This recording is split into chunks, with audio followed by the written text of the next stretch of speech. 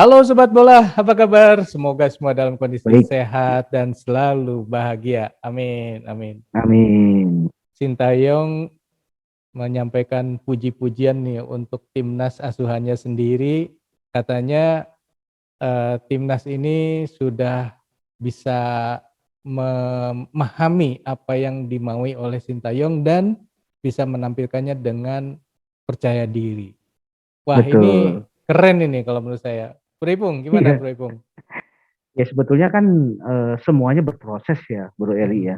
mhm. Artinya sampai pada tahap level pemain Indonesia bisa memahami apa yang diinginkan Sintayong tentu melalui proses yang cukup panjang. Coba deh kalau kita perhatikan pada saat kita melakukan pertandingan melawan Bangladesh waktu itu. Mhm. Kan masih berantakan waktu itu. Iya iya, benar Artinya, benar. artinya ini adalah sebuah proses yang akhirnya pemain-pemain Indonesia, pemain-pemain nasional bisa memahami apa yang diinginkan STY. Mhm, Dan tentu ini proses yang panjang ini juga kan buah dari pasti kerjasama para pelatih dengan mhm, pemain, kemudian pemain juga memahami artinya keinginan pelatih dan berusaha sekuat tenaga untuk coba beradaptasi dengan pola permainannya yang STY inginkan gitu loh. mhm, Nah mhm, sekarang ini pada saat melawan Kurakau kita kan bisa melihat bahwa pemain-pemain Indonesia sudah terlihat bagaimana bermain dengan cara-cara yang sangat disiplin menurut saya gitu mhm, loh bro. mhm. Ya ya. Dan menurut analisa juga ternyata Hmm, pemain-pemain yang terutama yang di leg kedua ini juga usianya sangat muda ya. iya betul bro. Jadi memang itu tadi ada sebuah berkah juga bahwa kalau kita menyadari ada perubahan formasi dari leg pertama dengan leg kedua. Leg pertama kan di situ masih ada pemain-pemain senior macam Mark Klok, Mhm, Fahrudin, mhm, dan Nadio gitu ya. Ini kan boleh dibilang kalau usianya udah di atas 26, 25 itu sekarang di timnas Indonesia udah dianggap senior itu. Beda ya. mhm, Nah, tapi pada leg kedua justru mereka-mereka ini tidak turun gitu loh. mhm, Fahrudin tidak turun, Mark Nadio.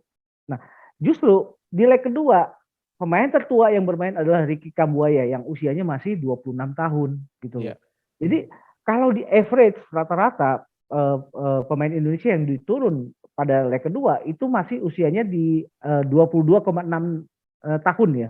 Jadi mhm, ini kan sebuah squad yang sangat-sangat muda sebetulnya.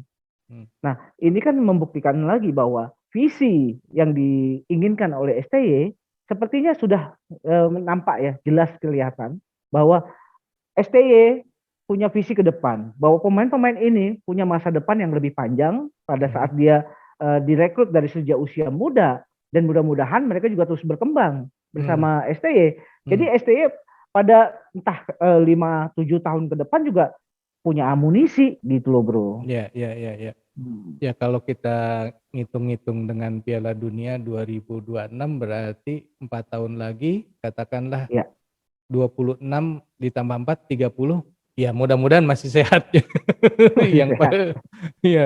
Tapi paling tidak Iya, kan ini akan hmm, berproses ya, masih iya, ada menurut saya gini, satu kalau misalnya masih muda, kemudian sudah memahami kemauan STY, artinya ini iya, bisa panjang tapi dengan satu syarat, STY-nya masih ada di timnas.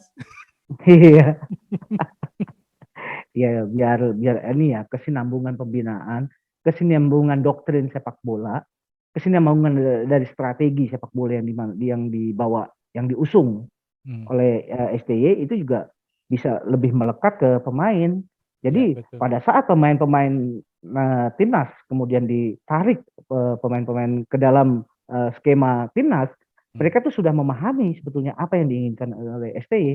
Jadi paling tidak format dan doktrin sepak bola yang diusung oleh STY itu bisa menjadi standar pembinaan atau standar pengelolaan tim di mungkin bisa di liga atau bisa di pembinaan dari usia hmm, level usia itu juga biar pemahamannya akan lebih mudah gitu loh. Proses hmm. adaptasi tidak terlalu panjang gitu loh, Bro.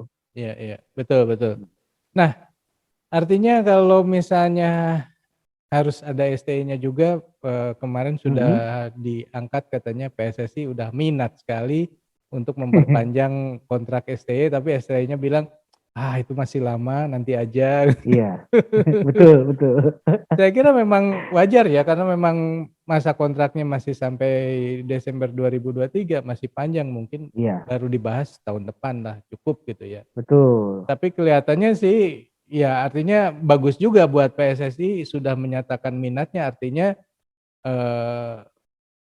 STY sendiri udah punya ancar-ancar, oh ini tenanglah, Indonesia masih pengen dengan saya, kan seolah-olah seperti itu. betul. Ya, oke. Tapi jangan salah juga, Bro. Bisa jadi ini adalah semacam strategi STY Hmm. untuk punya bargaining yang lebih kuat lagi pada saat penandatanganan kontrak kedua. Ya itu urusan lain. Itu lain urusan lain. Tapi Iya. paling tidak ya begini, apa yang dicita-citakan oleh STY juga oleh para peminat sepak bola di tanah air bahwa kita butuh yang namanya training center, itu rasanya sudah saatnya buat PSSI ya untuk segera merealisasikan gitu loh.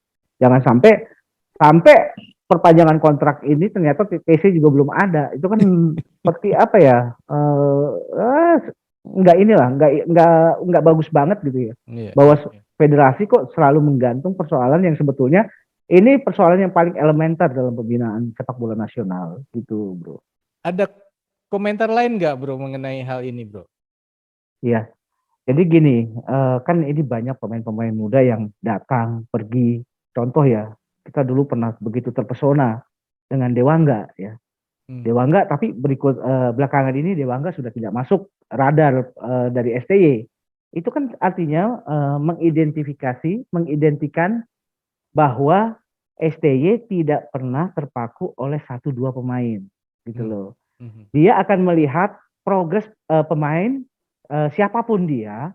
Kalau memang dia menampakkan progres yang bagus, misalkan di pembinaan under 17 atau juga dimulai dari kompetisi liga, itu akan ada kemungkinan mereka akan ditarik gitu loh, Bro. Ya. Jadi buat pemain-pemain yang sekarang ada di timnas, jangan terlena gitu loh. Bahwa ada saat-saatnya kalau mereka terbuai, mereka akan pergi. Gitu loh, Bro. Dipergikan. Iya, dipergikan gitu. Karena STY juga bukan tipe pelatih yang terpaku oleh satu dua pemain. Ya, salah Dia satu hanya melihat contohnya pada gimana, Bro? salah satu contohnya adalah di laga lawan Kurakau ini kan. Ada Iya. 2 pemain baru yang artinya ada 2 pemain lama yang dipergikan kan. Iya. Iya, kan sebelum-sebelumnya kita nggak pernah tahu siapa ada Sayuri ya bisa bermain gitu ya. Bahkan dia di leg 1 dan leg 2 dia turun gitu loh. Iya. Nah, ini aja juga kan menandakan bahwa STY hanya melihat pada kualitas ya. Kualitas itu kan bisa kualitas fisik, kualitas mental gitu loh. Dan daya juang. Dan itu bisa terlihat dari Sayuri ya. Yang dulu-dulu kita nggak pernah dengar namanya tiba-tiba masuk dan jadi line up gitu. Gitu, Bro, saya pikir. Oke, Sobat Bola, itulah obrolan kita sepintas mengenai apa yang terjadi di tim Indonesia saat melawan Curaçao kemarin dan pernyataan STY yang membanggakan timnya ini. Menurut Sobat sendiri seperti apa? Silakan tulis di kolom komentar. Oke. Kita akhiri dulu obrolan kita kali ini, kita lanjut di video yang akan datang. Sampai jumpa. Thank you, Bro.